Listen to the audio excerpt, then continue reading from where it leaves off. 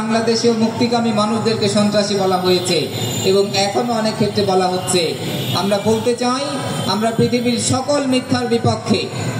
আমরা যেরকম জুলাই বিপ্লব করেছি, সকল মানুষ, সকল নির্যাতিত মানুষ, সকল মুক্তিকামী মানুষ একসাথে ধর্ম, বর্ণ, রাজনৈতিক পার্থক্যের বাইরে উঠে আমরা দেশের জন্য কাজ করেছি, দেশের জন্য রাস্তায় নেমেছি, দেশের জন্য জীবন দিয়েছি।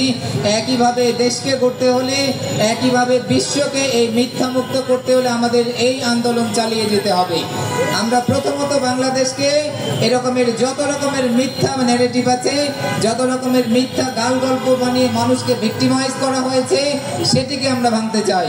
আমরা পৃথিবী ব্যবস্থা ভাঙতে পারবো না, হয়তোবা সেটি অনেক সময় সাপেক্ষ ব্যাপার, কিন্তু আমরা বলতে চাই যে আমরা এই জুলাই বিপ্লব এবং তুফান আল আকসার 1 বছর পূর্তির স্পিরিট নিয়ে আমরা আগামীর বাংলাদেশকে মিথ্যা মুক্ত, জুলুম মুক্ত, সকল রকমের অন্যায় অবিচার মুক্ত একটি বৈষম্যহীন বাংলাদেশ গড়ার জন্য একসাথে কাজ করতে চাই ইনশাআল্লাহ।